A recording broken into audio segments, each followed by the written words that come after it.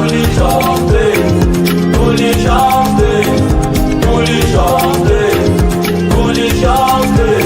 blade with guitar, step blade and innovative device project, transparent team of some community.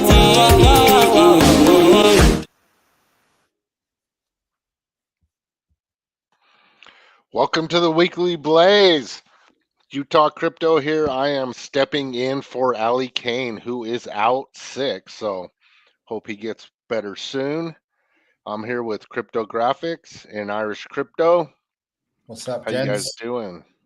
Yeah, good to be here. Good to be sharing the stage with you, CryptoGRFX. And Utah, feels like we've known each other for centuries. That's what 2 years in crypto does to you, eh? Oh my God! I feel like we've been through wars together, man. It's crazy. Yeah, we've definitely earned a few stripes through this bear market, and yeah, soon I think we are going to enter a very interesting phase, which I'm sure we'll get into as a three at some point during the stream. But yeah, great to be here. Awesome. What about you, CryptoGRFX? What's up? Man, I'm stoked. This is going to be a lot of fun. Thank you for having me on, and I'm stoked to speak with you, Irish, and Utah again. I feel like this space is such an exciting time right now. So many great, cool conversations to be had. So many cool things coming. This is going to be a fun stream. So thanks for having me. Yeah, for sure. I'm glad to be here. Like I said, I never ran a stream before. I'm substituting for Ali Kane. But Irish, do you want to kick it off and start talking about GoatX? You want me to pull that white paper up? Yeah, could you? If you could pull the goat paper up, I'll give it a little spin. I won't go into a deep dive. I'll just cover some of the highlights, as I'm really looking forward to hearing about TORUS as well. I've been keeping an eye on that as you've been marketing it via X, CryptoGRFX. So looking forward to hearing about that too. Thanks. Likewise. I'm very curious to hear what you have to say about GoatX. Good man. So, Utah, do you want to flash it up? So while you're doing that, I'll just kind of give a quick update. So we recently announced a couple of days ago that the launch date is going to be the 28th of December. So 2 p.m. UTC. It's going to be a Saturday, so we hope that'll be a lower gas day. And yeah, couldn't pass up on the numerology of 28 either. So we had to take that one. So some of you might not know me so well. I'm not a prolific streamer like some other people in this space, but I've been very active almost since the start. Was one of the sort of original members of Jake's mastermind. Been a part of the Blaze team, was involved in Blaze, involved in Inferno, and involved as a co-founder in Flux. And now GoatX is my next venture. So I just wanted to start off with sort of introducing that and the term MemeFi. I've done a couple of streams. This is my third stream on the GoatX protocol. So I think MemeFi now is becoming a bit of a newer concept coming into the industry. And within TitanX, we experienced the power of MemeFi with Inferno when we launched it on TitanX back in July. So, we had such fun, didn't we, Utah, creating the meme of Inferno the bull, deciding what we wanted it to look like, what it stood for, what the vision for the protocol would be. It was a bit of a gift to the community. We didn't take a genesis from it at all after Blaze, because there was 8 of us, and we took a larger genesis, 16% for Blaze. So we wanted to give something back to the community, and I don't think any of us realized how successful it was.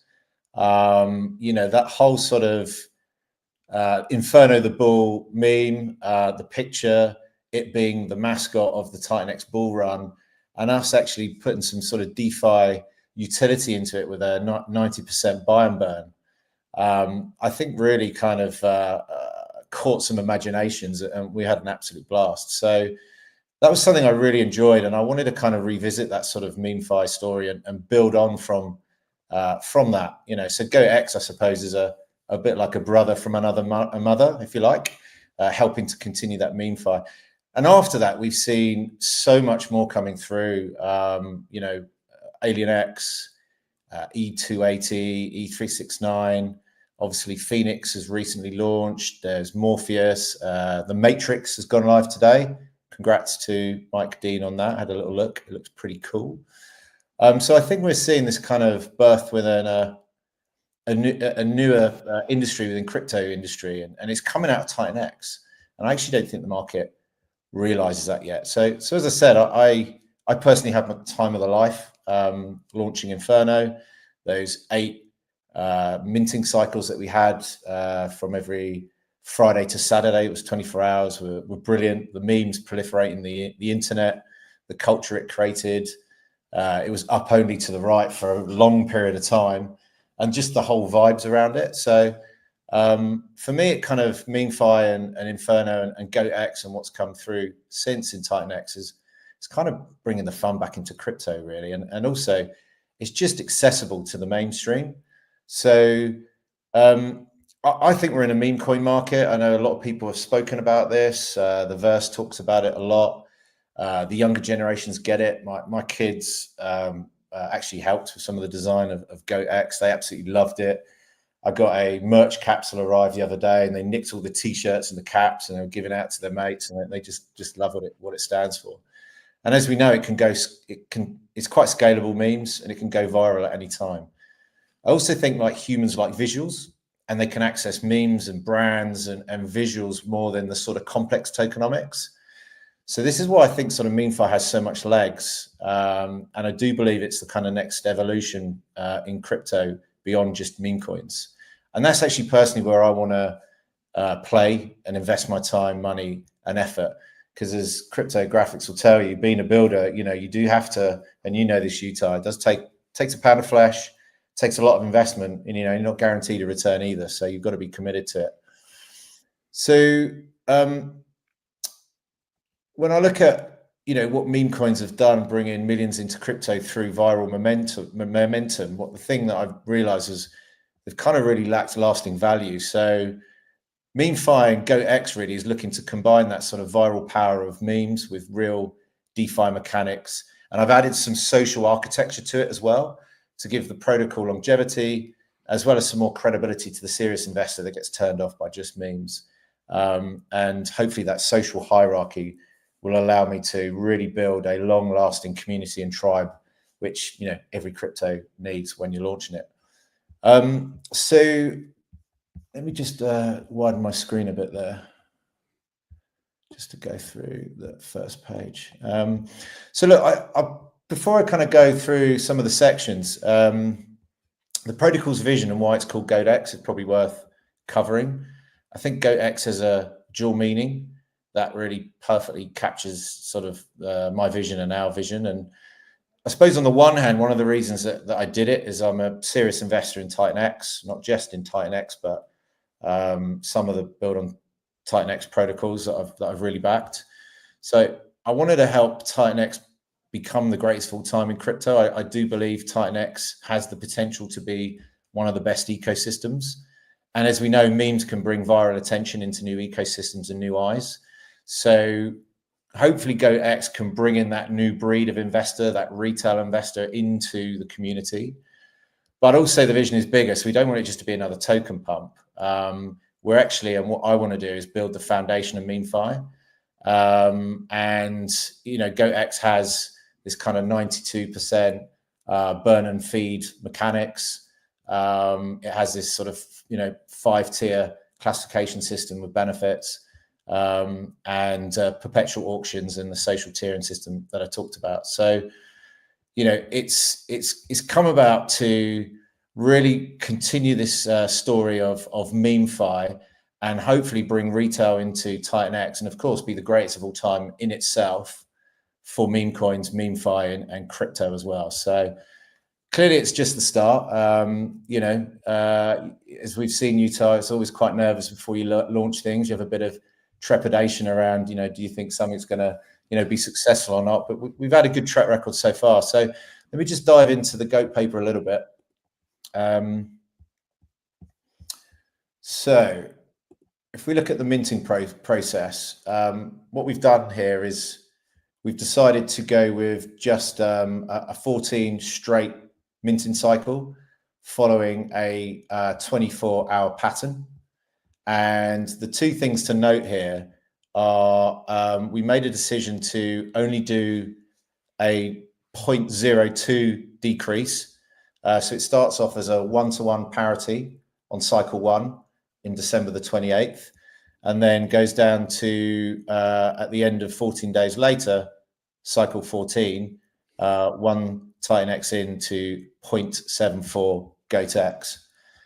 So what we wanted to do was make sure that we didn't aggressively, decline the ratio as we've seen elsewhere, but also still, give enough time for people to come in at the start. But also, if people are starting to get in a bit later, they're still going to get a fair, sizable chunk, and they've also opportunities to DCA, which a lot of people like to do.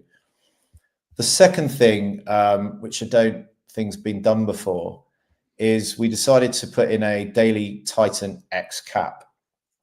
So Inferno was 8 consecutive weeks. Obviously, we're sort of December 24, so we didn't want to do it once a week, and we didn't want to do it for 28 days. We want to do it for 14 days and get into hyper-deflationary cap supply as soon as possible. But we decided to put a cap. So what we're hoping is with that and the social tiering architecture, which I'll talk about in a minute, and the slower declining ratio, that it will encourage programmatic FOMO pressure. Now, we don't know if that will be the case, but it could be, and that's the theory behind the design, to give attention to the protocol for 14 days so it doesn't die out over the sort of front few days, which we've seen elsewhere as well. So that's quite important to cover. If we go into the GoatX supply and allocations, couple of things to note here. Now, the maximum theoretical supply of GoatX can only be 6.424 trillion tokens. That is calculated as the sum of all mint cycles at maximum. So if we don't mint out all mint cycles, that won't be the case. And of course, we've got buy and burn mechanics in here. So, that will decrease. A couple of things that we wanted to do, we made decisions on to give more longevity to the MemeFi protocol, was at the start, we were going to mint 1.816 trillion, which we put in the GOAT feed, which is the auction, perpetual auction system, which will support that.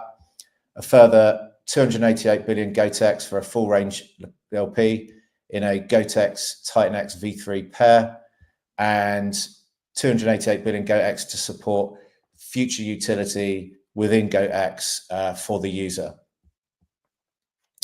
Going on to the token distribution, the initial Titan X split per mint cycle, we have gone with the following. So there'll be 46% will go into the GoatX buy and burn pool. 30% will go into the Goat feed auction. 8% will be split between the Titan X Flux pool and burn, and the other half will be sent into the Phoenix protocol to be max staked forever, to really further support the Inferno Kingdom. That's a ecosystem that I've been right in the heart of, and that I wanted to continue to support and to help.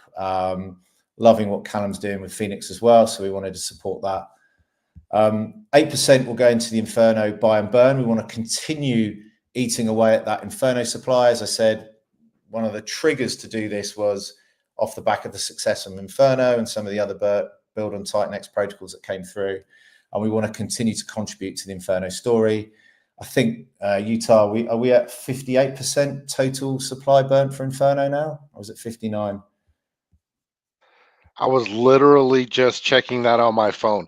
We are at 59, but we're creeping up on 60. I haven't pulled up the number yet, but yeah. So I think that's the most of any supply being fully burnt in any crypto in Titan X, and I'm not sure outside of that. I can't say, but it's got to be right up there with fairly unique. So I'm a personal believer that Inferno has been slept on massively, and we want to continue to contribute to the hyper deflationary aspect of Inferno and the Inferno Kingdom and protocols that are in that. symbiotic pull relationship and burn and pull relationship. Of course, we've got 8% Genesis, so no expectations there. Right, I'm just going to move on fairly quickly as so keen to hear about TORUS too, and don't want to take all night on this. I think it's important spending a little bit of time on this tier classification system. So I think alongside the capped daily supply, in this GOAT paper, the other thing that I think is reasonably unique is this tier system. So the thinking behind it really is I took inspiration from rankings in NFT. So I was quite prevalent in the NFT boom in the last cycle, and how holders who built certain positions and certain numbers of NFTs were sort of rewarded across a ranking system, and then associated statuses in discords and input into the community and further sort of NFT launches. So I've taken some inspiration and design principles from that. Also, the whole sort of whale ranking system that we're used to in crypto. So shrimp to Poseidon. Also, the 1% total supply club that we use that narrative in Inferno. It's something that Marco, I think it's the Hexagon now, formerly the Hexagon, Marco the Hexagon, talks about getting 1% supply of all build on Titan X protocols. So we've taken a lot of that and build it into a structured tier system that will incentivize holders. So it's very much a design that we hope will build programmatic FOMO pressure, combining with the cap supply and the hyper deflationary nature, and of course all of the marketing ideas and stuff that we're doing there. So top of the tree is the Goat Father. I absolutely love anything to do with mafia and gangs. Sopranos, Goodfellas, Sons of Anarchy. I mean, and I just love all of that stuff. So the Goat X is a tribe. That's going to be a big part of the memeability of it, a big part of the story. I've got plans to do an animation around it as well. So the Goat Father is, the top of the tree, 1.5% supply plus. So I suppose that whale plus position, that, closing on a Poseidon kind of position. The Goat X is 1% supply, so whale position. Apex Goat is 0.5% supply plus, and Goatee is 0.25%. And then your entry point is based Goat. So, we're looking to create this kind of unique incentive structure for early adopters. And we've got this golden goat snapshot that will be taken within the first 88 days after the mint phase concludes. And then this snapshot will determine a holder's eligibility based on their place within the GoatX hierarchy. So we were going to do it for the top 3 tiers, but I've changed my mind. We're going to do it for the top 4 tiers. And look, each position means something. So it should be really interesting to see what happens with this. The 92% burn mechanics, the 14-day minting cycle with a slower decrease ratio, and the capped daily mint allocation of 288 billion Titan X. So it is a potential that these positions could become nearly impossible to replicate after mint if we get the timing right of the launch, which you can't really time the market, but we're in that sort of timing zone where things looking like they're about to reverse, which would be very nice indeed. We are also adding a leaderboard. So once you've secured your tier, you can share via the GoatX DApp and use each picture per tier as your PFP on X if you wish. So there's a clear path to climb. I want everyone to see the golden NFT as a ticket into the MemeFi space. We've got plans to continue this. We've got plans to reward holders, no expectations, but that is what we're going to be looking to do. And obviously our track record has been good so far in the Titan X ecosystem. Right, I'm just going to quickly move on here. Can I ask a quick question on that? On the yeah. So just to clarify, with the 66 positions, 100 basically like the Goat Father, the Goat X, Apex Goat, all those have like a certain number of positions that can be chosen.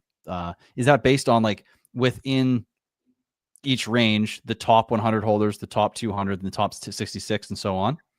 Yeah, so I mean, it's basically the total amount that could ever be in existence if, let's say, 66 people decided to come in and secure a goat father, for instance, then Right. that Okay. would be it.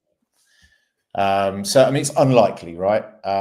We'd rather it probably wasn't just 66 holders, but at the same time, we'd also, we do want loyal investors who, that this protocol sings to, that our plans for marketing and our plans for the community, that they buy into it, they buy into this as an industry, and they like what we're doing now, what we do before launch, what we do at launch, and then of course, what we're going to continue to do. Because as you know, CryptoGRFX, the hard work starts now, right? The build's reasonably easy, the design's fun, getting the memes out there are, they're fun, they're relatively easy, but it's the incessant marketing that we're going to have to do to build that groundswell of community.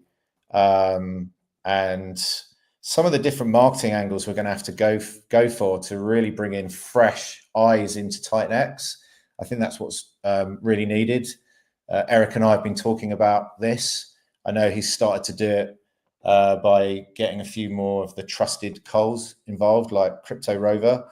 And, so far, I think one of his tweets had like 150K views, right? So that's only going to benefit. 100%. 100%. We definitely need to focus on the expansion side of it. But yeah, this is the hardest part. So, but it's fun that we have the community that we have, and we're going to do it together. It's going to be a fun ride.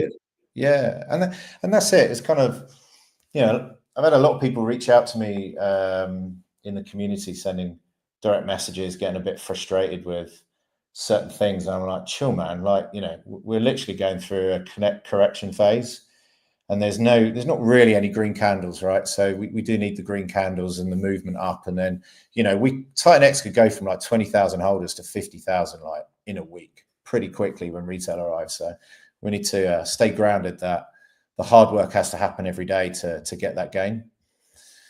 100%. Is every time. It's so funny that we end up in the same positions each time. Predictably, you can see after a nice run up of like 10x, like we did, that we're going to probably need a healthy correction.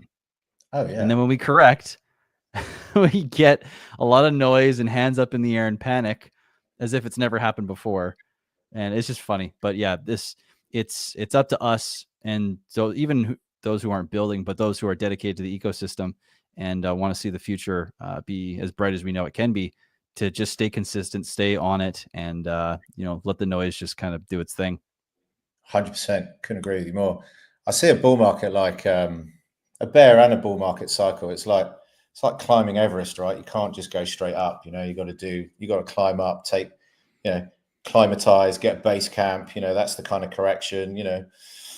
When we had our last big leg up, it was pretty intense. A lot of us were like streaming every night and stuff. Sometimes you need to take a breather and then get refreshed to go again. So I think we're pretty close now to the next leg up.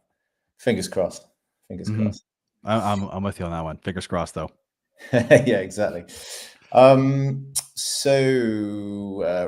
Let me just tick on here. We're getting towards the end, so we'll just highlight some of the other bits. Right. So Utah, the token buy and burn feed. I think the main things really to talk about here really is obviously we're going for V3. We don't have taxes. This obviously makes us more MEV resistant.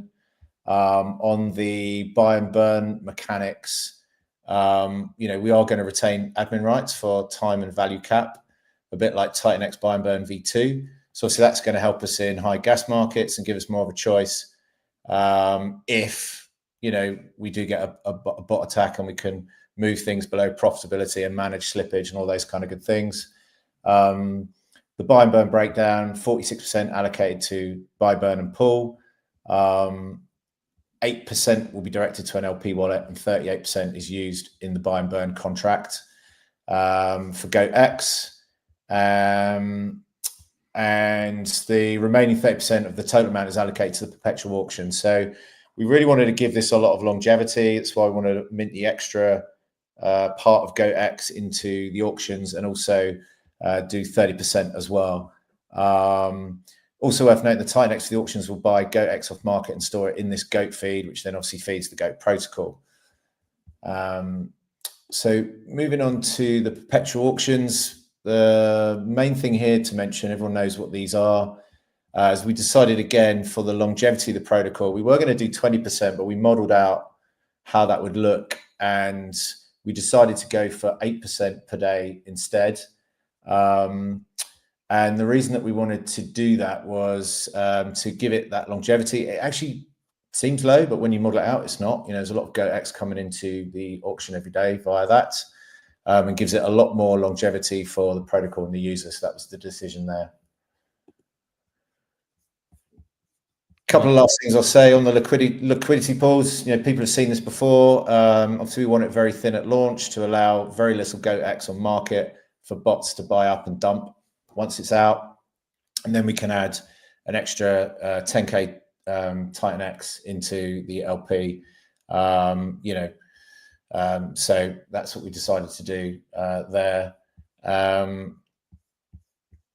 And just getting into the sort of summary part of it. You know, really we want it to be a hyper-deflationary powerhouse. It's got multiple burn mechanisms, including minting burns, LP fee burns. We want to ensure an ever-decreasing supply, ecosystem synergy with Titan X and the Inferno ecosystem. We want it to be a beacon of the Titan X ecosystem, bringing in retail into what everyone else is doing and ourselves as well. Of course, Titan X ethos, fair and transparent, MEV protected, and we've always had sort of continuous value generation at the front of our mind when we've been designing it.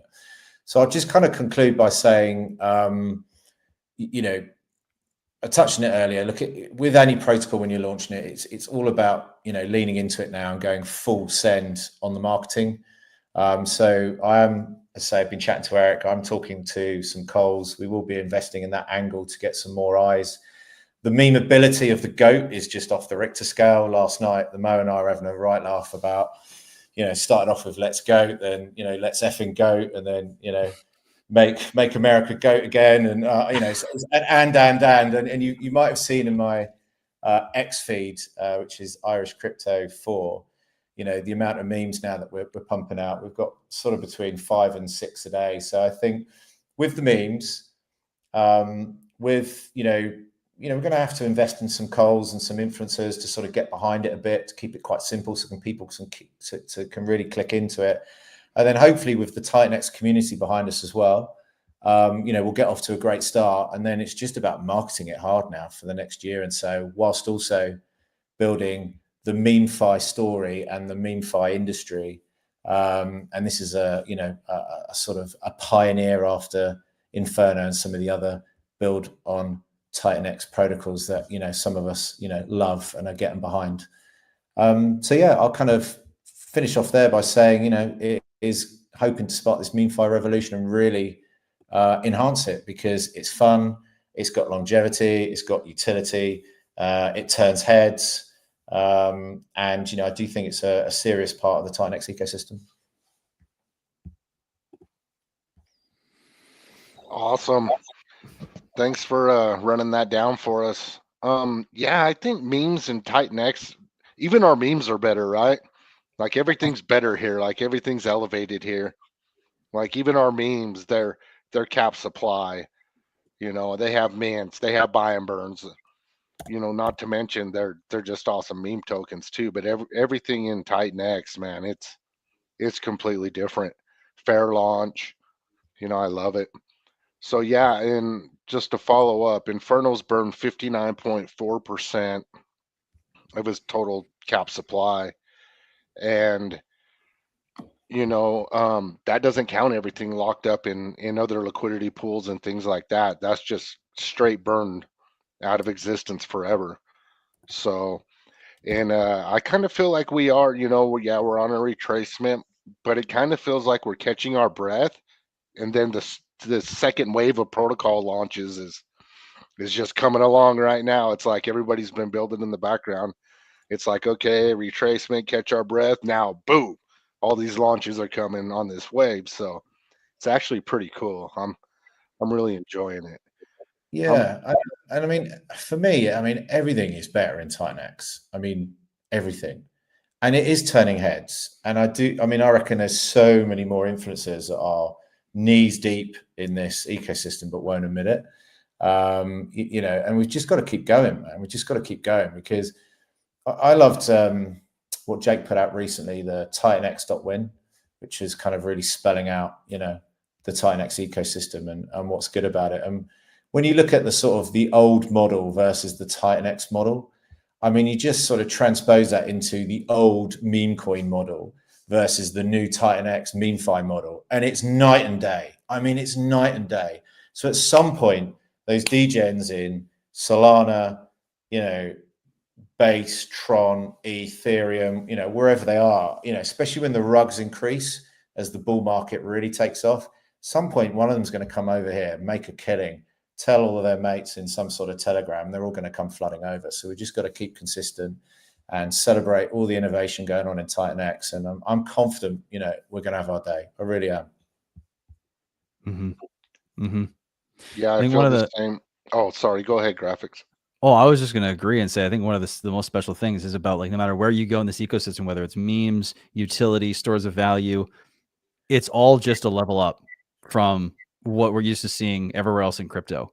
And it's just such a revolutionary space that you're right. Whether you're into memes or whether you're into stores of value or into utility or into, soon like lending protocol, like whatever, there is going to be so much to offer that is so far ahead of previous generations of what's been built. And it's just awesome, and to your point too, it is only a matter of time before people start to catch on. It's not, for me, it's not an if, it's a when.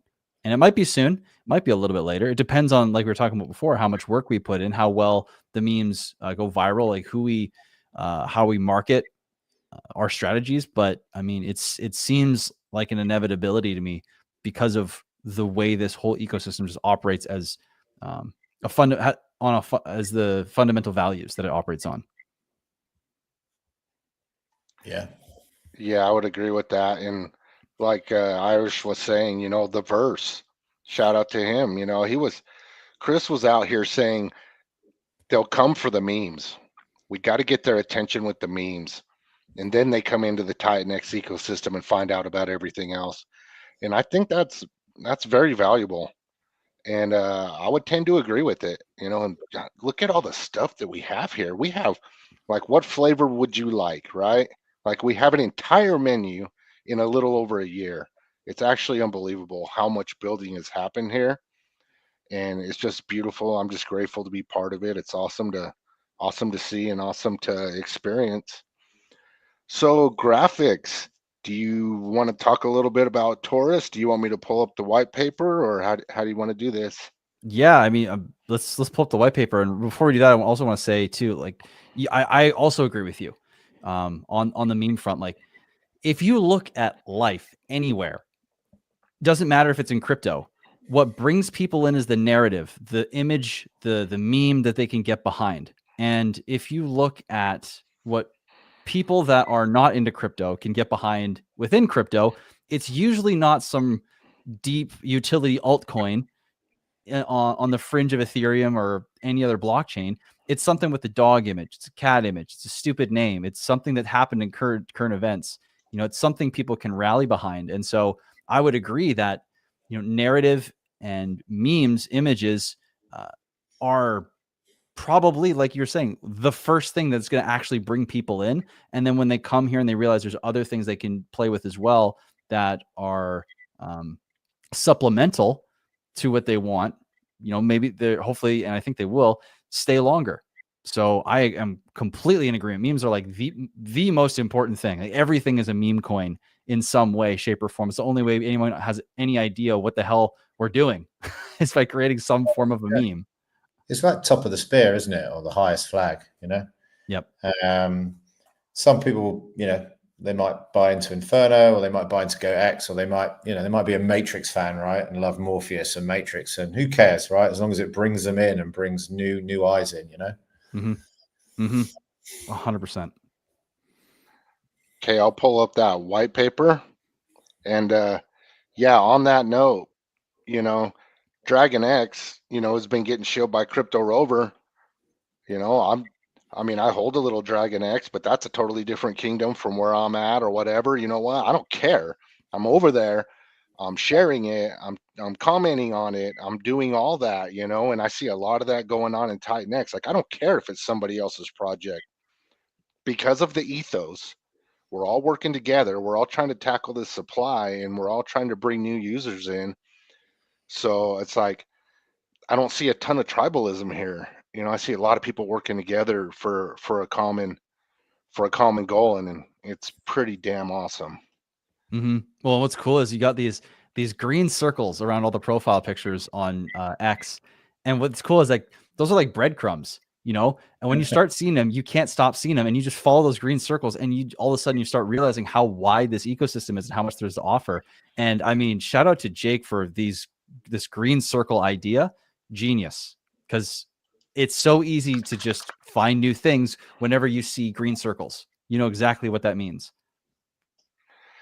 Yeah, people can say what they want about the ethos, but honestly, to me, it's the secret sauce. It's what makes all this work, really. And so I'm actually happy to be part of it. Like, I wouldn't have it any other way.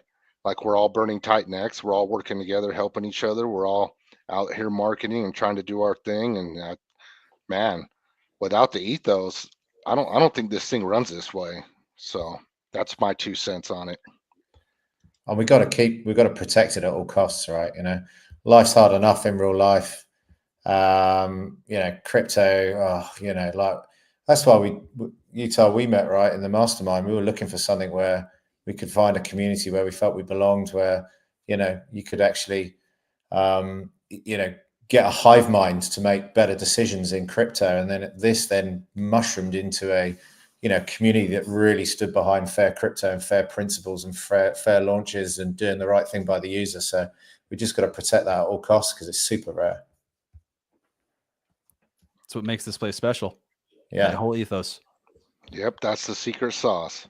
Mm-hmm. All right, let's talk about TORUS. Let's go. All right. So TORUS is a system that is the first of its kind.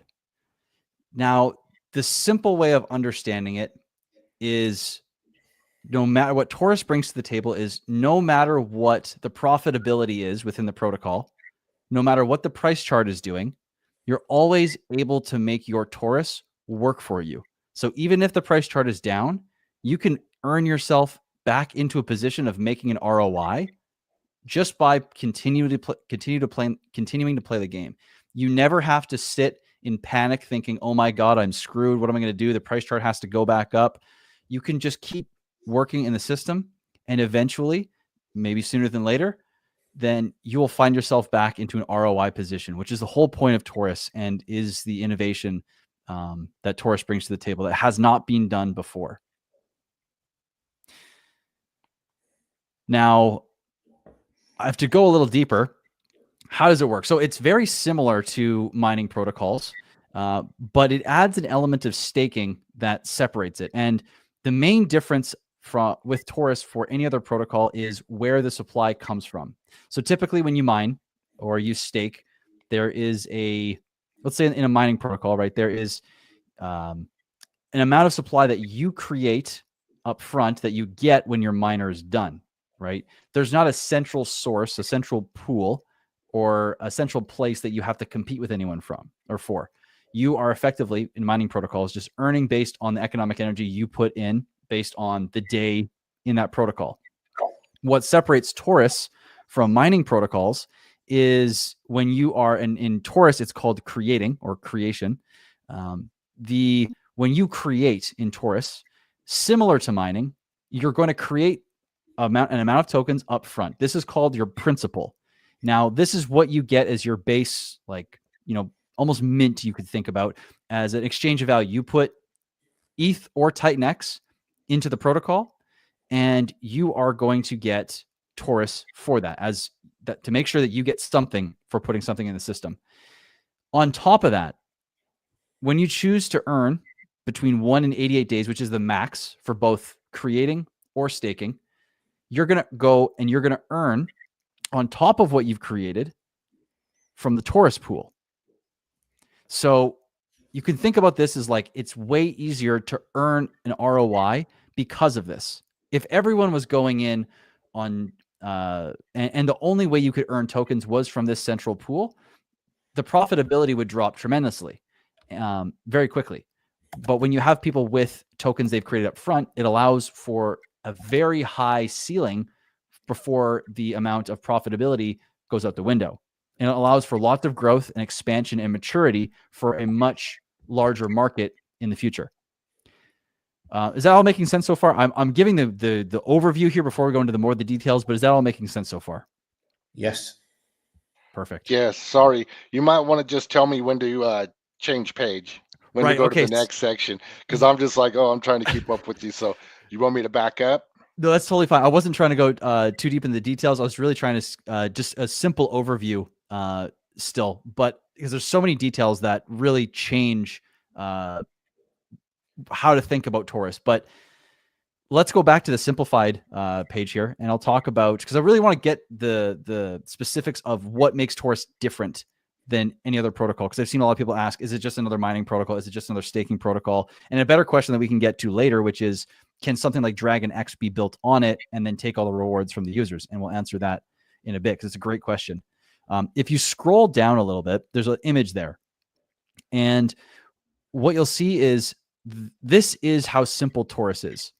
You choose between creating or staking. In either way, you are entering the same pool, which you then earn TORUS tokens from. At the end of the period you choose, you then claim. It's really that simple.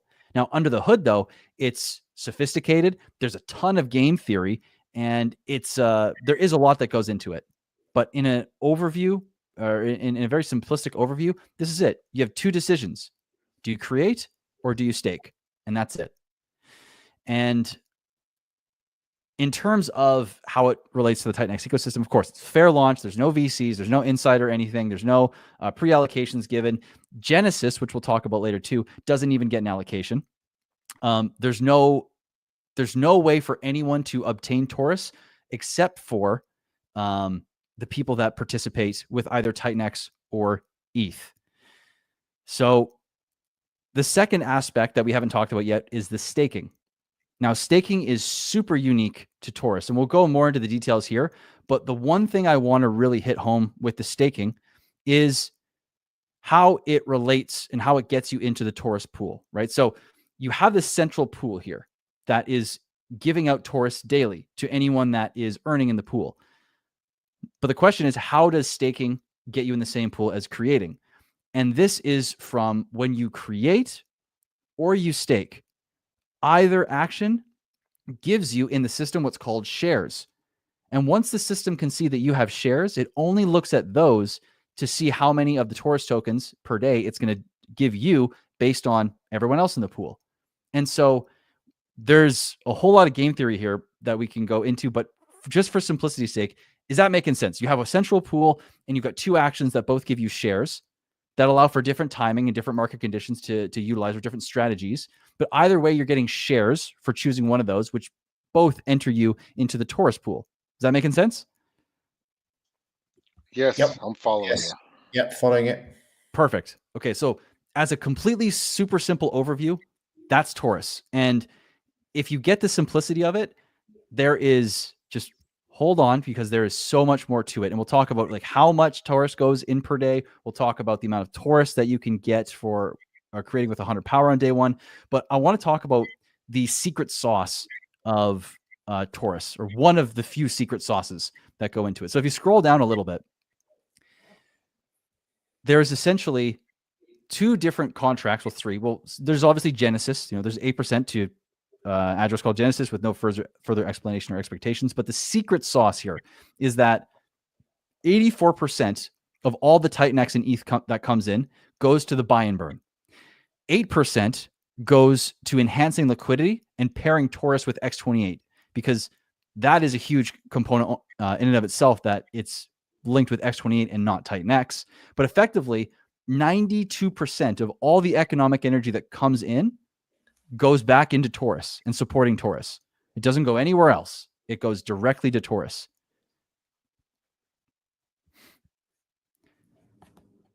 Now, there is a fractal in there. We'll talk about that a little later. If you're familiar with the vortex in either Hydra or Hyper, it's more or less the same thing. Different length of time that it comes out. It's actually supposed to be 28% instead of 8% there.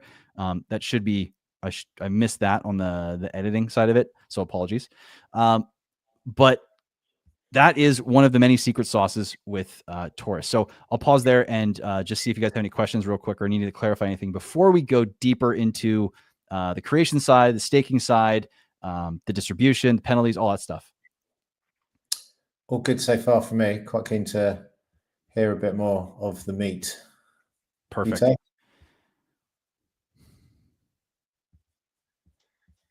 Yep, I got it so far. Sorry, I'm over here watching the comments. I get distracted. All right. Perfect. So let's go to the supply mechanics for 1 second. I want to talk about the TORUS pool and how that works, what kind of supply is going to be coming out. And then we'll link that to creating as well. So when you are staking or you're creating, you are effectively going to be earning TORUS from the TORUS pool. Now, this will all be under the supply mechanics tab for what I'm about to talk about here. But effectively, on day 2, because day 1, everyone gets to come into the protocol. They get to make the decisions on what they want to do. Do they want to create or do they want to stake? And by the way, when you are making these decisions in the DApp, there's going to be a giant ROI that tells you is creating higher or is staking higher in ROI. And typically that's what you're going to want to do. So it's going to be that easy to make decisions. It's not going to be some complex and you take out your calculator, have a model. You just need to be able to read numbers. That's it. And be able to make a decision based on that as a very basic overview. But where the ROI comes from is from the TORUS pool in combination with the tokens you create up front. But the TORUS pool is really what I want people to understand, because 100,000 tokens per day, well, it's 100,000 tokens on day 2 will be distributed to anyone in the pool. On the 3rd day, it'll be 100,000 tokens minus 0.08%. So that 100,000 tokens is perpetually decreasing by a very small amount each day, perpetually. And so I posted this on my TORUS page, which on our TORUS X page is, if TORUS is anywhere from $1 to $1.75, you're seeing about $10 to $15 million being distributed over the first 88 days in TORUS. So think about that for a moment. That is a lot of tokens. It is a lot to be had, possibly large ROI. And it allows, though, for a lot of people to come in and play ball, right? And so this, though, is where we can get in. Well, I guess we'll later get into the staking side of it, but this is where the consistent aspect of the supply mechanics are going to come in. And so if we go to creation now, or to the create TORUS tab, we can talk about how the secondary, or it is the primary method of creation, token creation within the ecosystem. And it's very, very similar to mining. Now, again, the verbiage is different, or just the lingo is different, where we're not talking about mining, we're saying creating. But like Hydra, 1 to 88 days is the max that you can choose to create over. Now, there is power as well. So you can create with 100 power. You can create with a minimum of 1 all the way up to a maximum of 10,000 power. Now, there's a bunch of fancy math here, but it's effectively the longer you choose to create for and the larger the power, the more tokens you're going to get.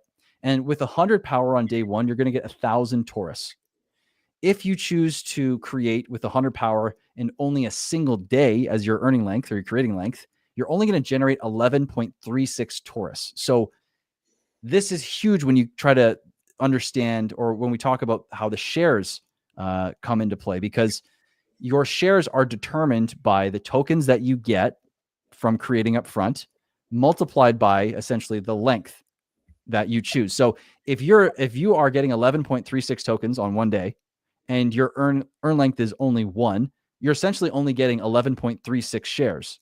And for 100 power creation, that gets you 7,744,000 shares. So your potential earning ability in the pool goes down exponentially when you're creating for a shorter period. So it's really impactful it's really important to understand this. And for people that are you need to understand that as people are coming into the pool, the potential rewards over time are also going to shrink. So if you're creating for less than the max length, you do need to be careful potentially, because you can go in for, let's say, 10 days, because the ROI when you go in looks like it's going to be really high, but the next day more people come in, and the next day more people come in, and the next day more people come in, which can shrink your ROI. So you have to be careful when you are going for shorter periods, and you really need to know what you're doing. That making sense with the creation costs, the power shares, all that? Yep. Perfect. Yes, sir. So that's more the simple aspects. It's closer to mining, but let's go to staking, because this is the thing that separates TORUS from every other protocol. Normally, when you stake, staking is either at the heart of the protocol, which is the only way to earn supply, or staking is supplemental, where you earn from a separate pool, or you earn a separate token outside of the main token. Like in TitanX, you staked and you earned ETH. Right? In Hyper, you do stake and you do earn Hyper as well, but it is different, and it is not quite the same, because in TORUS, you only can stake for a maximum of 88 days, and that gets you the max amount of shares possible for the amount of tokens that you want to stake. And so you don't need to commit to 10 years. You don't need to commit to 5 years. You don't even need to commit to a year. You can continuously play the game and make decisions regularly. And that's not even the secret sauce of staking. What really is the secret sauce of staking is that it allows you to, when times are negative, let's say an ROI for creating, you can still use your TORUS to earn more tokens and compound. And while you're doing that, the system is also going to protect you, because for the first time in staking, there is a 5% cost to actually stake TORUS in the protocol. And the reason why this is chosen is when the price of TORUS is above a certain point, which I can talk about, it's called the fair value point, if you will, then it becomes more profitable to create. And when this same event occurs, this 5% fee disincentivizes people from staking when it's more beneficial to create, right? And focuses people's actions in one direction, instead of making this a weird decision like, how do I know when to stake? How do I know when to create? It focuses people on creating instead of staking. Now, if the price goes below around 10% of that middle point, where now creating is no longer making as much sense, now what's happening is you can buy TORUS for cheaper on the market and pay a 5% fee, which is still cheaper than the creation costs. So now you're getting a discount, and all this TitanX or ETH, you can choose which one you want to do, goes into the buy and burn and the buy and build as well. Same routing as all the other TitanX and ETH in the system. Is that making sense? Still with you. Perfect. Yes.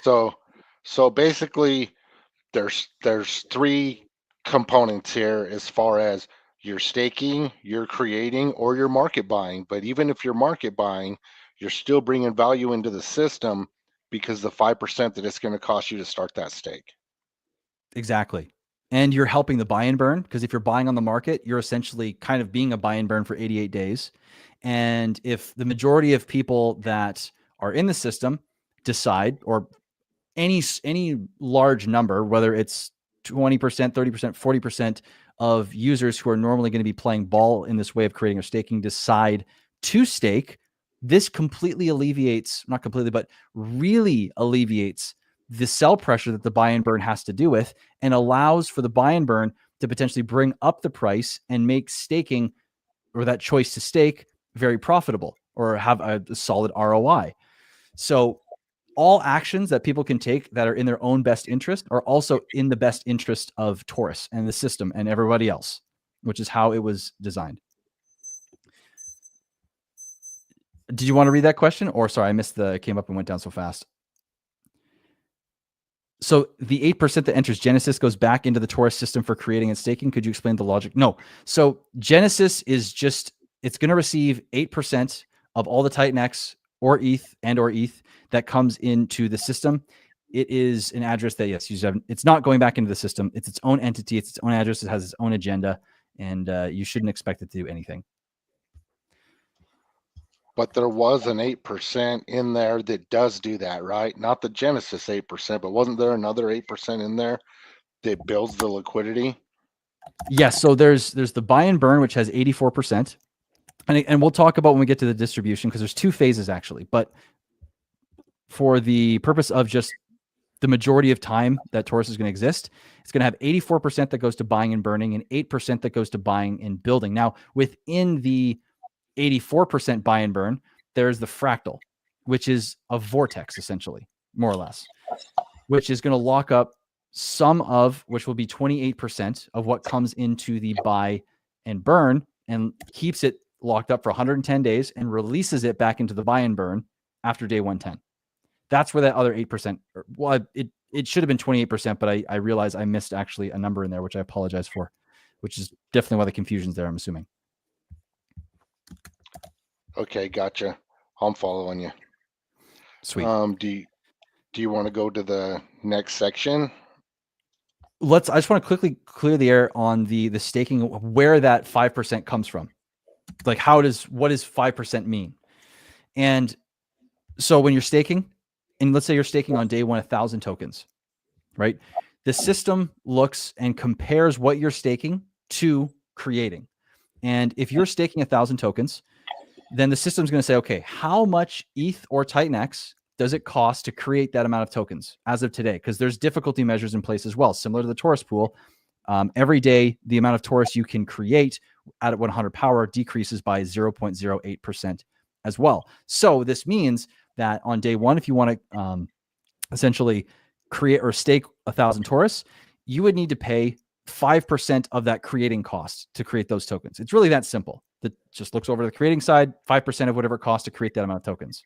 Make sense? Yes. Yep. Perfect.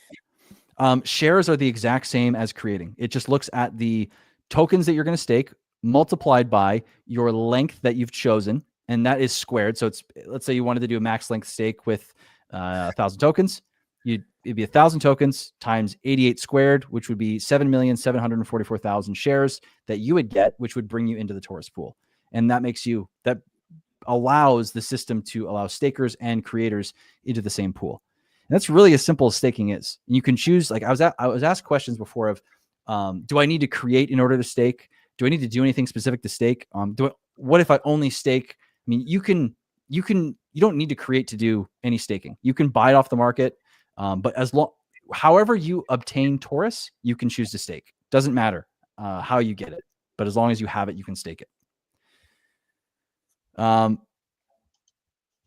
ahead, Utah, or Irish, if you sound like someone was going to say something there.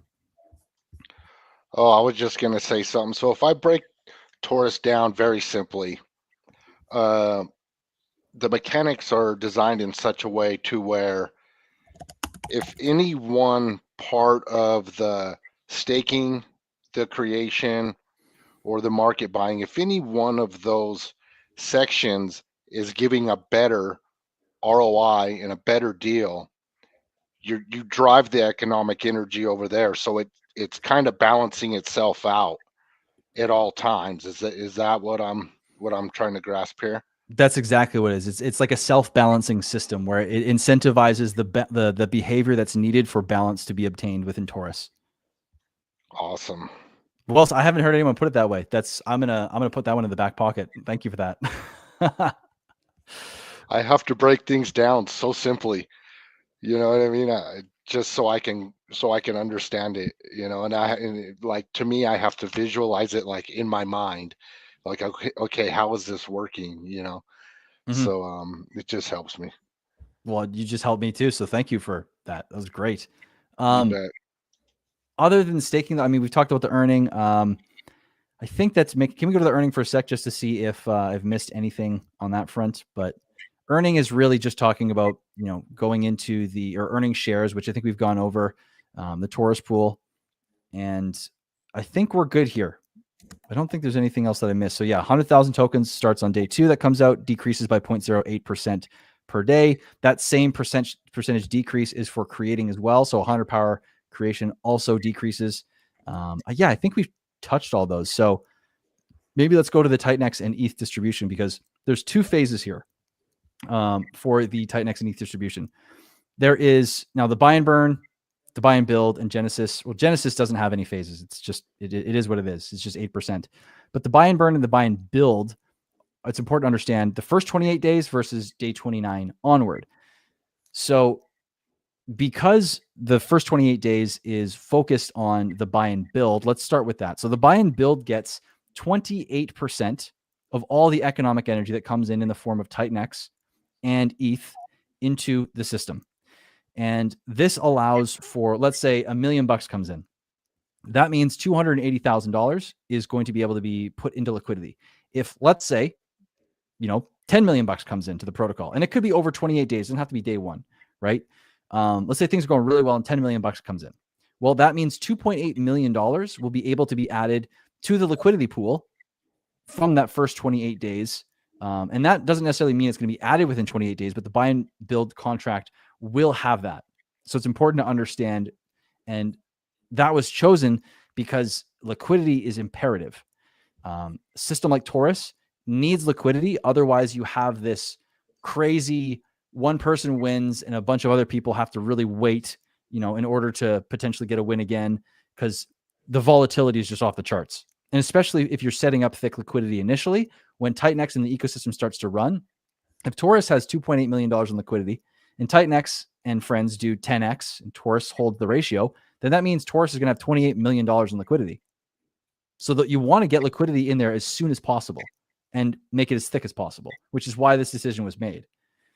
And if we go back to the buy and burn, in the first 28 days, instead of it being 84%, it's 64% instead of 84, which is still pretty big. And if you add up the total buy pressure, you're still getting 78% buy pressure within the first 28 days, which is still huge. But when we go back to phase 2, this is where things revert back to normal. Now, phase 2 is back to 84% for the buy and burn and 8% for the buy and build. The whole time in the buy and burn, because there's this whole fractal that's in it, storing for a later date, for a rainy day, TitanX and ETH, that's still 28% the whole time. So effectively, again, first phase, 28 days. After that, perpetual never changes again. Now, the one thing I want to hit home here for all of this, because this is where we get into one of the most important things to understand about how it impacts TitanX, is the routing of the buy and build and the buy and burn. All TitanX or all ETH that comes into the system buys TitanX. All of the TitanX is then put through X28, which means 46% of everything that comes into the TORUS protocol will set in TitanX value will be burnt. So to put it more simply, $10 million comes in, that means $4.6 million in TitanX is going to be burnt. If $100 million comes in over a course of a year, 2 years, 3 years, whatever, then you have $46 million in TitanX that will be bought or burnt. And that's the secret sauce of TORUS, is using X28. Because if you're not familiar with X28, for those of you watching, X28 is 1-to-1 transform, or what you can do, to X28. And so when you put TitanX into X28 and you transform it, right away, 50% of TitanX is just burnt straight up. And so this is what TORUS leverages. And because it's perpetual, it has the potential to, like Jake said in our last stream, to be like a chainsaw to the TitanX supply, continuously, perpetually, for all of time. And that's what's going to create this crazy feedback loop of, the more people play ball in TORUS, the more people want to compound, and the more people just play in any way, shape, or form, the more TitanX gets sucked into the system and then burnt. And this causes this positive feedback loop to feed into GoatX, Inferno, Blaze, DragonX, all the kingdoms of the ecosystem, and bring everybody up. And that is like the secret of all secret sauces within TORUS, is using X28 to allow basically all the economic energy to funnel into TitanX and burn the majority of it. No one's got enough TitanX, have they? No, no, absolutely not. It's going to go so fast, especially as this bull really start to take off. I mean, in conjunction with everything else that's being built, I mean, it's going to be wild to see how fast those numbers evaporate. And the crazy thing is too, with the numbers that we're seeing right now, with like 0.3% per day, X28 isn't even really doing what it was designed to do. It's just kind of slowly chipping away. It's just kind of existing at this point. It's not even turned on. So if you turn on X28 and you turn on TORUS and you turn on all these other protocols like GoatX and every other protocol that's taking Titan off the market or burning it, man, you're in like the most hyperbull scenario you could ever be in. Yeah, it's elevated even the core ethos, right? Because now, if depending on your protocol and if there's a way for you to use it, people are choosing to use it. And I know we're doing it on stacks and pushing Titan X through X28. That's a 50% buy and burn. You don't have to design a buy and burn. If there's a way that you can utilize this and you're pushing it through there, that's a 50% buy and burn. And like you said, that helps everybody, because when we take Titan supply off the market, we're helping every single protocol. I mean, we see it when Titan pumps, everything turns green. We saw it yesterday. I'm seeing it over and over again, and it's going to get more wild, and it's going to get crazy. 100%, especially too when you think about X28 going multi-chain finally, because now you've got that value that is basically exchanged 1-to-1, and now you're distributing that far and wide and locking that up on different chains and different contracts and different liquidity pools. And now you're in a position where really you have a supply constriction that can't come back. It can't. The value is tied up now, so that value can't just come back through X28, which is the crazy part. And that's really going to set things off on another level, which is super, super exciting. Yeah, because right now it's only being used for one protocol. Exactly. It's only being used for Shogun. We haven't even begun to start utilizing X28 yet, and it's already making a huge difference. Yep. Just wait. What's it burning at the moment per day? It was burning like a whale position in the first 14, Titan X whale position every day for the first 14 days, wasn't it? Something hundreds, 400 billion a day. Yeah, it's ridiculous. It's just nuts, man. Yeah, and the crazy part of the numbers, like we were saying, the machines haven't even really been turned on yet. Yeah. So, but I guess coming back to this real quick. So the first 28 days has a phase. Second 28, or after day 29 or day 29 onward, it goes back into its normal settings. But something interesting that I haven't heard a lot of conversation about quite yet is the liquidity setup. So of course, first 60K in Titan X is transformed into X28 and paired with one time into TORUS of 60K, of course, in a full range Uniswap V2 liquidity pool. And this is going to be done by the buy and burn smart contract. All LP tokens are going to be burnt, but there's another LP pool that is going to be created, or a liquidity pool that's going to be created. And this is going to come from the first 60K in ETH, which buys wrapped Pulse, mints 60K in TORUS, and bridges both to Pulse Chain to create a wrapped Pulse, wrapped TORUS pair on PulseX V2.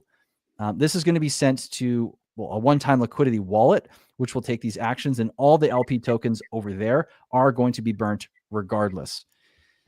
And this is another Easter egg. I've said this many times, but this may or may not be a setup. Why else do you put a liquidity pool somewhere? I don't know. We'll see. Okay. This is getting wild now. So, okay. And at the end. Yeah. Okay. So, yeah, for me, I feel so blessed to be here so early, because all these projects are launching early and I don't have to spend a lot of economic energy to grab positions. Because a lot of this stuff, these protocols aren't one trick ponies. This is get your hands on as much of the supply as you can and let things play out. Definitely being early is better, especially in protocols like TORUS, because and GoatX too, because once the initial phases go away, the likelihood of either adoption or you just being able to work with whatever system is designed to get tokens is completely out of your favor. Completely. Yeah, I mean, that's Boy, I love that kind of 1% supply club ethos. If you can get in super early in some protocols, you can really pick that up. And if you just hold, especially with where we're sitting now in the bull run zone, that could really make a difference, 100%.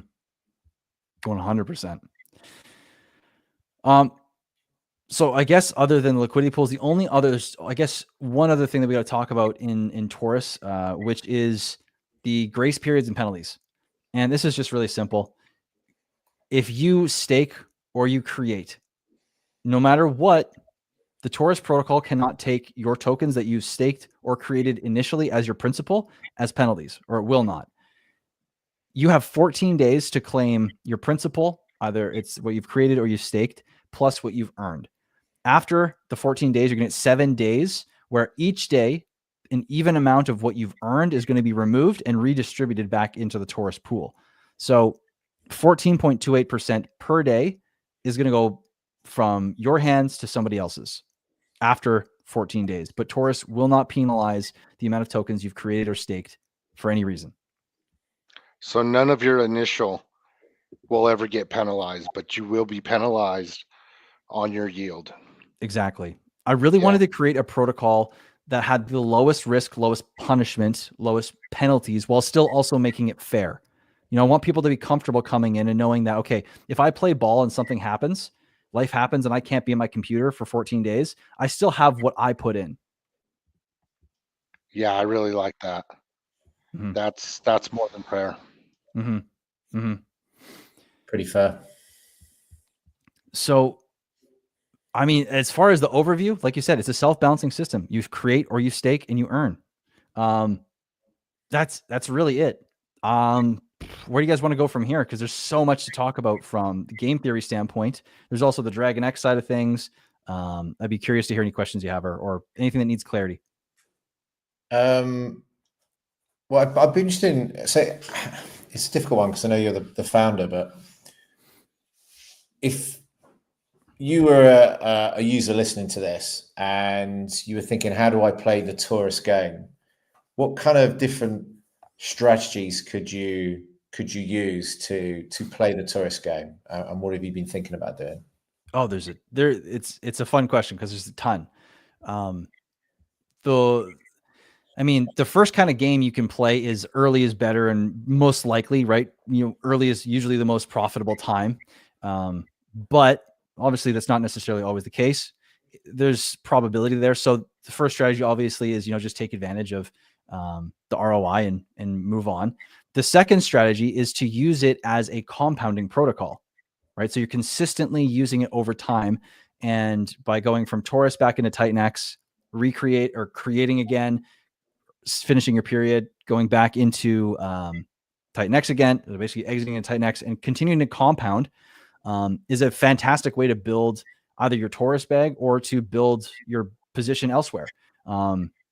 In a nutshell, that's what it was designed to do. And when you do that, you're doing the most beneficial actions for the system and for the users as well, because you're putting more economic energy back into the system to utilize.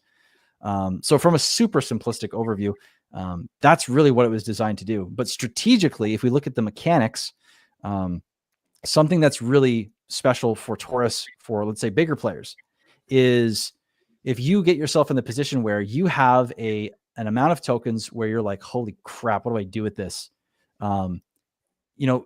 Typically, if you have a position that's like 2, 3, 4, 5 times bigger than what's in liquidity, you're kind of sitting there like, well, what do I do? I got to slowly exit, and the staking though is a really cool saving grace where now you as a larger player can come in and you can compound some of your bag as much as either convenient or as appropriate or however much you feel like doing.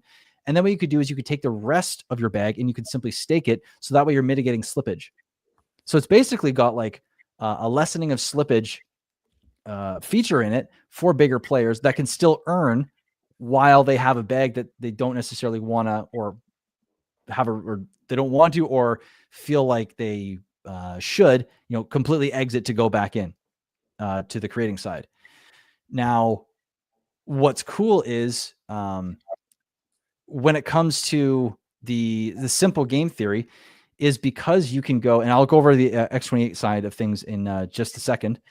But when it comes to creating and staking, you might think, okay, well, if I'm going to go ahead and create, and then later on down the line, staking is going to be more profitable.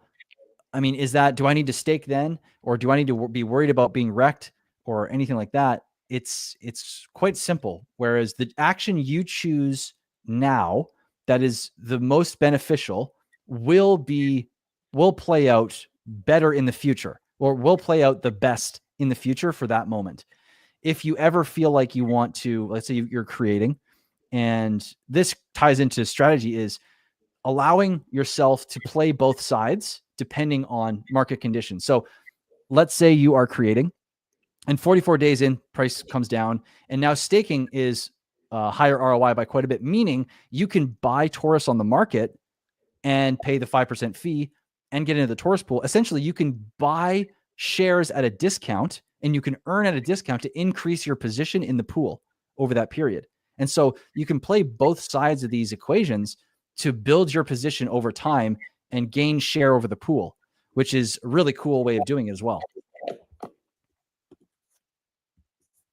Interesting. Keeps it sticky. So to what you said at the start, so longer pays better, potentially, not financial advice, but looking historically at other similar protocols that have done similar things.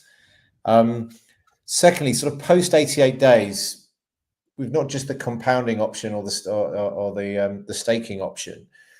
Have you any signpost about future product development or ecosystem development, or any sort of postcard for the future that you'd be willing to share? Or is it too early to ask that? It's too early to be able to comment on that.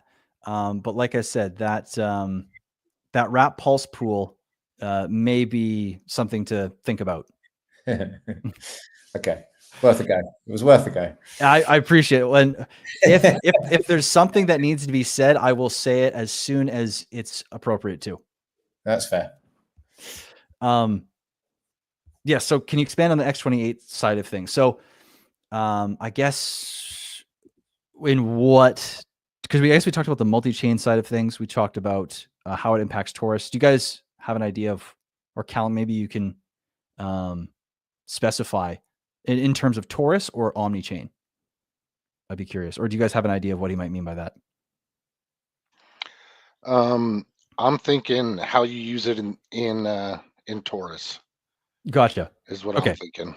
Okay, let's do that then. So when people come in, because you can come in with only ETH or TitanX, all of that ETH, well, 92%, because 8% goes to Genesis. The rest of that ETH buys TitanX. Now, all of the TitanX, whether it's bought using the ETH or arrives just from people using TitanX to mint, is used to transform into X28. Now, this is huge to understand because, like I was saying, the TitanX that goes through this process, 50% of it is immediately burnt and will have a massive impact on TitanX. And because TORUS is paired to the TitanX value, which is going to be X28 in the liquidity pool, what happens is if TORUS is removing TitanX at a rapid rate while the demand is still there and you have outside demand coming in from the ETH side, what happens is you get TitanX being pushed up and you have TORUS attached at the hip to it. So TORUS will go up with TitanX and X28. The more TORUS creates this feedback loop, which also pulls everything up. So it's kind of the perfect storm. And because of X28, TORUS is able to basically be an extraordinarily selfish protocol, which also is a very has a very giving protocol in the fact that it affects everybody else as well. So by acting in its own interest, it actually helps everybody out the most as well, which was a really cool design that kind of came in almost. It was like a last minute thing that came out right as Jake was announcing it. And I realized as soon as he said it, and he said 50% of the TitanX is burnt, it dawned on me that I needed to use this. And of course, when you're going from TORUS back into TitanX, you have to go from TORUS X28 to TitanX. But typically when you're swapping the routing on whether you're on CalFi or you're on using the Titan X Hub, CalFi aggregator or Uniswap, there's likely to be just a single transaction going from TORUS to Titan X. So you won't have to worry about any of that. And basically 92% though of all the economic energy that comes in at least ends up in X28, which is huge. Then the rest of that basically was so 88% total ends up in TORUS, which is crazy. And this is the beauty of using X28 and how beneficial it is for TORUS. That was a great explanation. Bullish. So bullish. Absolutely. Absolutely.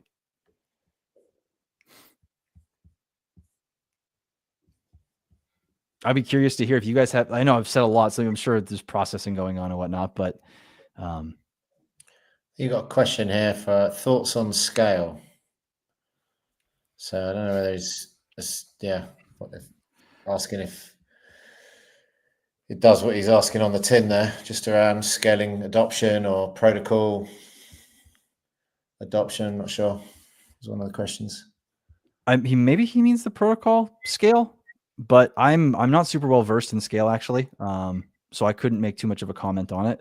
But if he means thoughts on scaling, I mean I can definitely talk to that. The point of TORUS is to allow people that have no idea what the hell Titan X is to understand something, come in, play ball with ETH, which is what the ecosystem of Titan X needs, bring that in, affect everybody, and play the game of TORUS without ever knowing that they're helping a whole set of infrastructure underneath it, right? And that's why I chose the coloring I did. That's why I chose the logo and the name I did, was because I really am trying to make this a protocol and bring this to people from all walks of life in crypto and DeFi and outside that can basically see this, learn about it, and want to participate and have as little steps as possible that they need to take in order to, or hurdles, I should say, to entry. Like one of the things and the reason I chose to do this is because, if you look over at the Pulse Chain ecosystem, even something as simple as an IPFS link turned off so many people, frightened so many people, and it's a white button, right? And so from that alone, and there's so many other learnings that have happened since then, it just seemed incredibly important that people don't need to have a damn clue. They don't need to have a clue what Titan X is. They need to take as little action as possible. It needs to be as seamless as possible while still bringing that infrastructure in to the ecosystem. And that's why we have the setup, or that's why TORUS is what it is. That's a really good angle. I've been in this ecosystem for so long that sometimes I can't see the forest through the trees. So that's a very good point, bringing in outside users, because that's what we're trying to do. Mm-hmm. But at the same time, you're also bolstering the Titan X ecosystem. And once they start playing TORUS, they'll start looking around and seeing some other things, and they might want to start participating in other protocols. So yeah, I really like that approach. It's different. Everything you're doing here is completely different from anything I've ever seen or heard of or participated in. So it's very interesting. Appreciate it. Yeah, it's going to be wild. And like Srey is saying in the comments, there's lots of game theory to digest when it comes to even the share rate alone. And this is one of those protocols where, and also just on the bring the Hex maxis over, I've been seeing a lot of Pulse Chain and a lot of Hex people that are liking and following TORUS. And I'm not going to be surprised if there's a market for them as well, which, I mean, the whole Pulse Chain community and Titan X community is really, two sides of the same coin for a large, on a large scale. Right. So, I'm hoping that this, for those people that maybe haven't been on board so far, will be able to bring those Hex users in. As again, there's an Easter egg that's over on Pulse Chain, but like Srey is saying, we haven't talked about the more complex side of things, like what happens to the protocol over time with the shares and the fees and the difficulty measures. And I mean, you're already an hour and 24 minutes in, and that's a 30-40 minute conversation in and of itself. And we haven't even talked about how a Dragon X could be built or not on the protocol, which is a whole another cool thing. Awesome. Well, honestly, I mean, because I'm just learning about TORUS, right? On our stream the other day, I was learning about TORUS. So I think these bite-sized chunks of getting people to learn the basics of it, for me anyway. Like now I'm starting to grasp TORUS. So I think, the deeper stuff, it might be a good approach just to start feeding that in a little bit later once people start understanding, unless I'm just slow. But it's taken me a little while to start to understand it. Yeah, I think you're right. It's the first time I've really had a proper look at it, so we'll definitely need a few passes. But it is relatively easy to understand. I'm assuming as well, similar to Titan X. I know a lot of people are sort of scratching their head, and then they just saw the protocol, they saw the UI, and they're like, get it. It's just totally easy to understand. So I'm pretty sure that would be the same with TORUS, and I like the little Easter egg bridge, as I have a belief that a lot of hex and pulse chain maxis are fully in Titan X, but they just don't say it. I'm pretty sure of that as well. I think you've chosen the color palette very, very smart, as that might be the bridge to bring even more in, and vice versa. So that's pretty cool. Which brings me on to just a practical question. Where are you in the build and audits? Where are you? Can you give a signpost to a launch date, or is that all under wraps for the time being? I can say Q1 2025, but as early as possible, with the caveat that I have zero intentions with rushing anything. And if it takes, even if, let's say I had a desire to launch in January, early January, and it needed an extra month to get things perfect, that's what it would take. The build process is, I believe, actually, we are starting the build literally this week. I just got a message from Eric, is his team that's going to be building TORUS. And I believe we're all hopping in and beginning the process, actually, I think in the next day or so, which is going to be awesome. And then audits are going to happen as soon as it's done. Testing is going to happen immediately as well once the code's all done. And it should be a very, very fun process, though. But yeah, the build process is about to commence. Everything's ready and set in stone, just waiting for the green light. Very good. Well, best of luck. Thank you. Best of luck. Really good. Yeah, and Eric has an all-star team. He really does. They don't mess around. Oh yeah. They accomplish a lot of work. Oh, 100%. They're so good at what they do. And I was lucky enough to get the designer that also worked with Eric. If you've seen his new landing page, I've got him, and he's designed like you were saying, Irish, it's like the most easy thing ever to understand once you see the DApp, because it's literally two yellow buttons that say create or stake. Yeah. That's it. So all this stuff is decision-making stuff. Like, this is understanding how to play the game, but the game is click the damn button based on which number's bigger underneath it. Yeah. And then it's just, setting what your strategy is going to be, and, how much you're going to put in long, how much you're going to sort of double and play on the it's just, I know you don't specifically want to call it a mining protocol, but, the heritage of that, they are fun to play, and they can be very rewarding when you go long and really believe in them, Totally. And I'm totally cool if people are referring to it as mining too. It is creating because it is something different, but at the same time, creating was chosen because mining has certain implications on a societal level, when it comes to taxes or anything like that. And I'm hoping to possibly change that front a little bit by having different verbiage, which it is a different action altogether. So it is something different, which hopefully will help that on that front as well, which is why it was chosen. Yeah, it's more accessible, and does what it says in the tin too, right? 100%. 100%. Yeah, I really like that term, honestly, because when people hear mining, their first thought is Bitcoin mining. Like, that's the first thought of everybody that's not like so into crypto as we are. They hear mining and they're like, oh, Bitcoin mining. And there is a lot of different classifications and things like that. So I really like creating. Plus, it's just, it's the truth. And then it just sounds so much more wholesome. Like, the user is creating their own supply. Yeah. 100%. That's what I wanted to be able to do. And I wanted to use the most literal terminology ever. You create your own supply, then you earn from the TORUS pool, and then you also stake your tokens and earn. It's all just literal. I didn't want to make it associated with anything else. So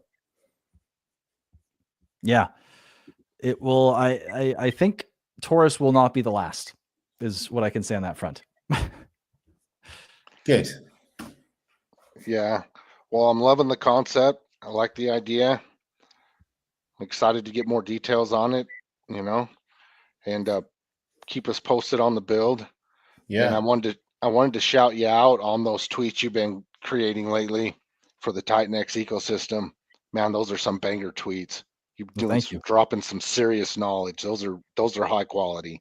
I really like those. Thank you. I'm stoked that they're getting bringing even some attention to the ecosystem, because they did really well, which was awesome. And I saw a lot of new people that I hadn't seen before interacting with that tweet. So that was really cool. So I appreciate it. Anything else that you guys want to add, or do you guys want to wrap this up? I'm all good my side. I mean, the last thing I'd say is, if any of you want to join the GoatX Tribe Telegram group, it's t.me/the GoatX Tribe. If you've any feedback on what you've heard at the start of this, just DM me at Irish Crypto 4. I'm very active on X. Big up to you, Utah. Thanks for stepping in for the colourful Ali Kane. Mr. Kane, I hope you feel better. Food poisoning is never nice. So obviously you were missed tonight, but I think you've done a brilliant job, Utah. And CryptoGRFX, just an absolute pleasure to share the stage with you. Very positive what I'm hearing so far. I like these type of protocols. So keen to see how you progress, and maybe we can revisit this again when you get a bit closer to launch. That would be awesome. And likewise, I mean, thank you, Utah, and thank you to Irish as well for sharing GoatX. I'm really looking forward to seeing how that plays out. I love what you guys are building, and also looking forward to Stacks as well. When's Stacks coming out? Utah. Yes. Before we draw up stumps, how you get on with that? The big launch date's coming, man. How you getting on? Yeah. So the 22nd, so 5 days, 2 p.m. UTC.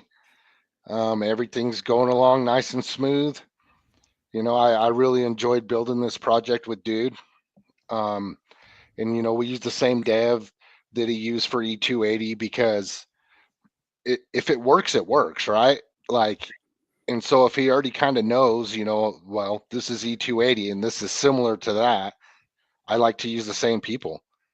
Is he as calm behind the scenes as he is on stream? Oh yeah, he really is. He's so easy to work with, so simple to work with, and extremely intelligent. I think a lot of people have underestimated Dude for a long time, but I think E280 really showed, that he has some talent and he understands some tokenomics and he can build some very cool stuff. And I mean, that's what drew me in. I love E280, and it's just so simple, and Stacks is the same way. For the user, it's super simple. Development, completely different story. There's a lot going on the back end.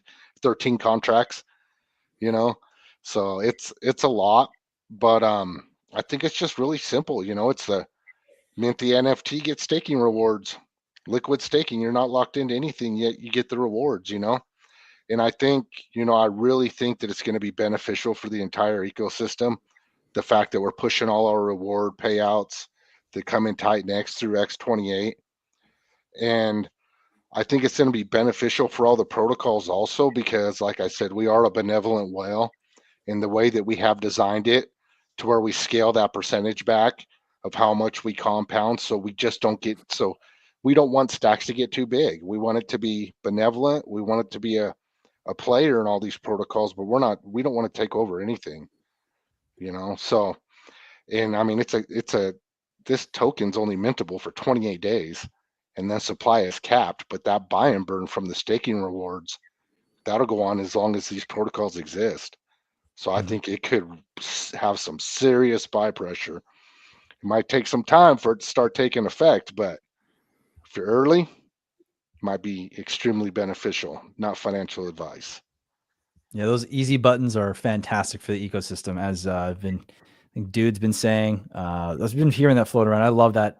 That marketing's great. The Titanx easy button, the staking easy button. They're just fantastic.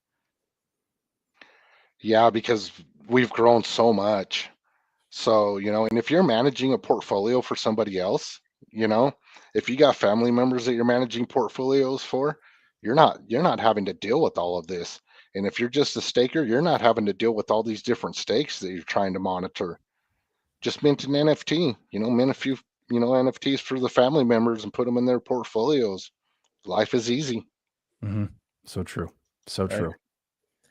Best of luck, Utah. Thank you. I really appreciate that. It's been good streaming with you guys. Yeah, it's crazy, Irish. It's like during the Blaze build, we were all, talking all day, every day. And now it's like everybody's just branched off building all their own stuff. And it's like, I never even get to, hang out with you guys anymore. Everybody's just doing their thing, and shout out to Allie Kane, hope you get well soon.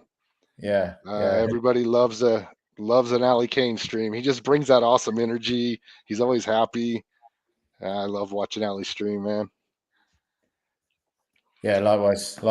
But yeah, man, it's good to hang out with you again, Utah. And man, I don't doubt we'll be speaking a lot more when we get to that point in the bull. And all the builds are out, and we're sort of leading from the front. So yeah, work to do, marketing to do. We've got to lean into it, but I've really enjoyed this evening. So it's been great to share the stage with you all.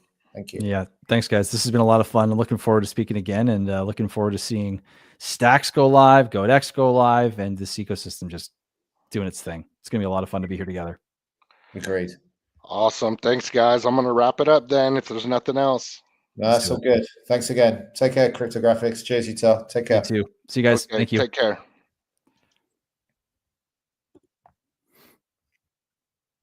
Welcome to the Inferno Kingdom, a realm where relentless strength and blazing spirit define every moment. At the center of it all stands our mighty Inferno Bull, a towering, muscle-bound, cigar-smoking bull, emblematic of courage, endurance, and unstoppable drive. The Inferno token itself has seen 59% of its supply consumed by unyielding flames, forging a leaner, more dynamic environment for innovation to thrive. Within this kingdom, new creations arise: Phoenix, Flare, Stacks, and GoatX, each building upon the foundation that Inferno provides. In the past, ventures like Alien X, Flux, and Element 369 have helped stoke these fires, guiding us toward a future where resilience is second nature. Here, the blaze never fades, it only grows brighter.